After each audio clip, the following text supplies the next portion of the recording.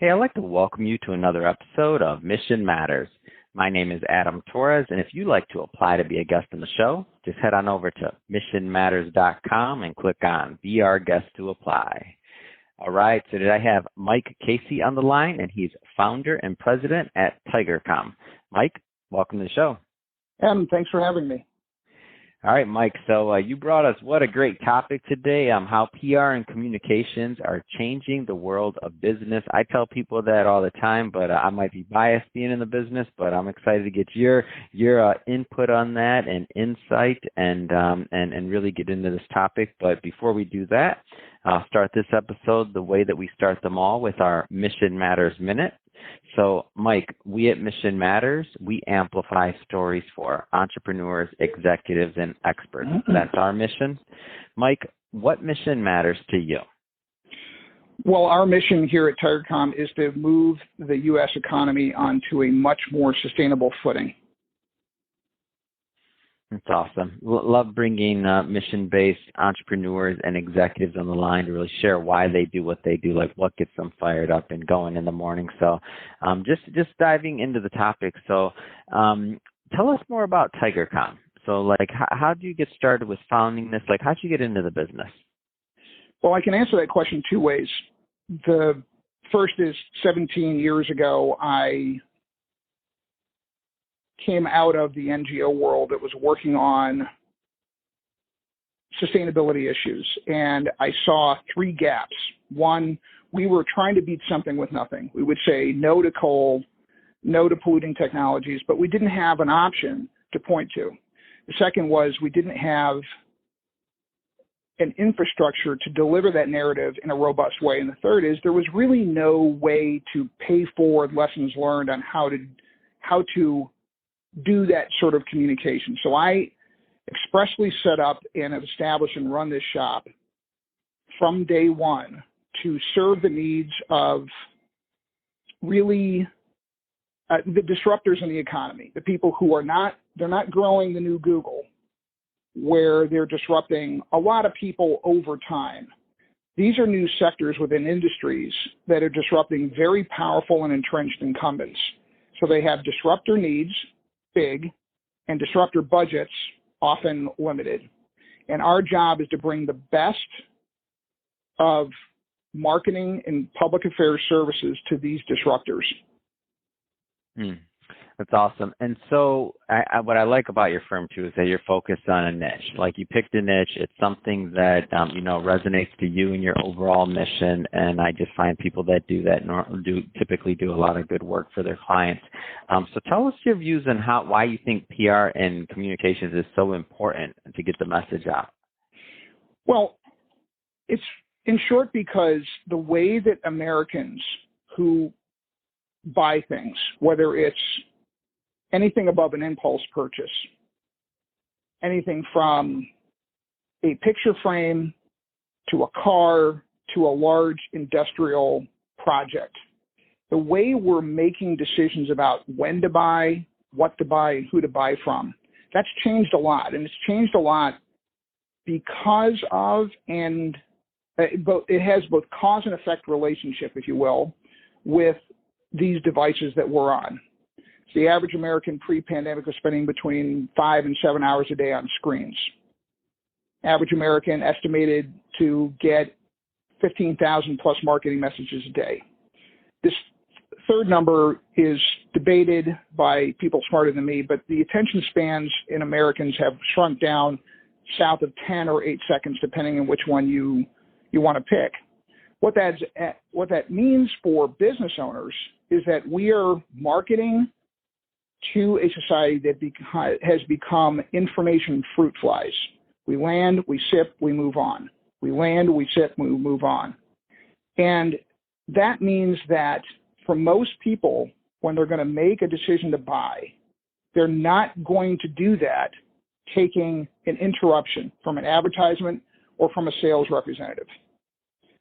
What they are going to do is behave in certain ways online through searching and consuming content.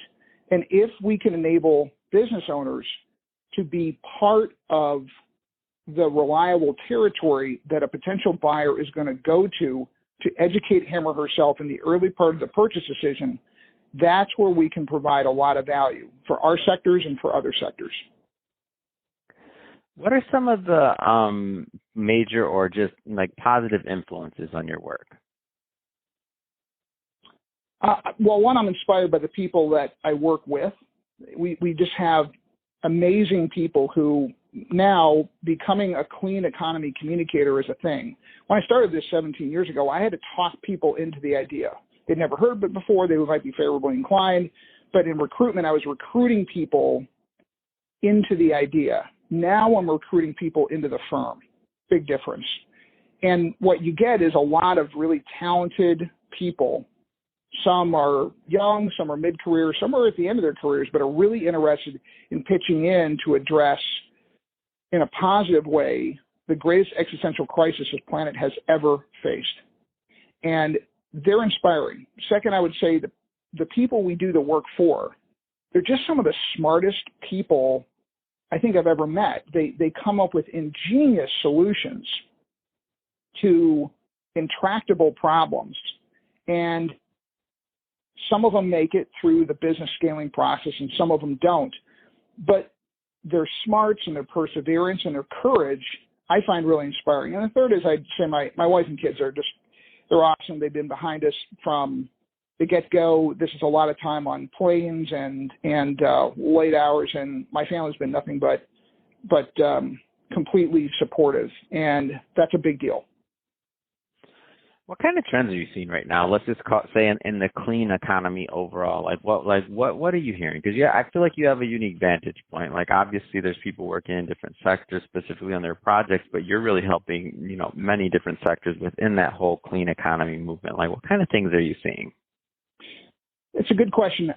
So yes, I agree. We do, either by accident or design, I think we kind of live in the switch yards at the train tracks, and it does allow us to see a lot of traffic. If I was going to sum the whole thing up, I would say rapidly gathering momentum, dwindling time. So there's an incredible influx of capital, smarts, professional talents that are being poured into making even hard to clean up industries much more sustainable. And a lot of these commitments are real. Some of them it's greenwashing, but a lot of it's real. Some of them, like BP, are actually looking at fundamental transformations of their business models. And I think that all of that's really important. And yet we cannot get away from the fact that all of this is designed to solve a problem which keeps worsening and accelerating, blowing past the worst predictions. So all I know is that if we're going to not have all of our kids living at Mad Max at Thunderdome, we are going to have to scale these technologies and this shift much more rapidly with way less of a drag coefficient from the status quo types. Now with your with your NGO background and now obviously telecommunications, and you've been just in communications for quite some time. I mean, let's say going on 40 years or so, if my math is right. So I think you have a unique vantage point. So when I ask you this question, I'm in no means asking you to have a crystal ball or putting you on the hook for any predictions, but like what kind of things do you see coming next, or what kind of things are you getting the feeling for? I think one of the benefits of starting your career pre-internet and seeing the internet become a thing and then seeing the entire world shift its relatedness substantially to online means, you are forever going to be a digital immigrant as opposed to a digital native. But the benefit is that you get to see the macro trends. So perhaps because I got a little bit more gray hair than most people doing this. Seasoned, Mike. We're going to say you're seasoned. I love you, man. I love you. Right. Go for it. Yeah, you're not, you got a young interviewer not taking advantage of an old man. I appreciate that. So I think if I were going to predict where my line of work is going, we're going to have much more seamless integration of technology in the human outreach. I think the AI-based sometimes worrying trends that we see, like making videos that feature Adam Torres saying things that Adam Torres never said. The ability to do that sort of creative content generation, it's scary in a lot of ways because we can make up whole narratives about Adam Torres that are completely false.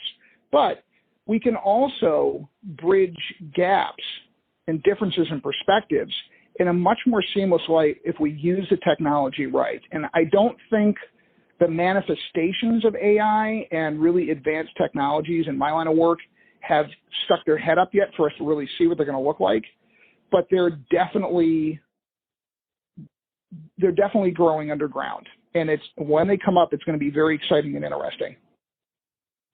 Yeah, it's interesting because the way I see it is there's just room for a lot of innovation and there's room for progress sometimes at maybe a faster rate of change than in the past. I don't know, but it just seems like as the world gets smaller for certain things, obviously your work becomes even that much more important because, change and innovation and advancement has to be done in a responsible way so that we're thinking about this planet, right? But just overall, it seems like if we can get this right, quality of living and life just around the world has a potential to increase to an increment compared to whatever it is. Again, irrespective of where you're at, it seems like.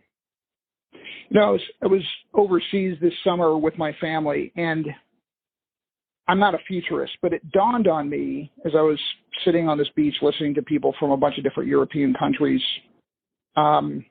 walk by.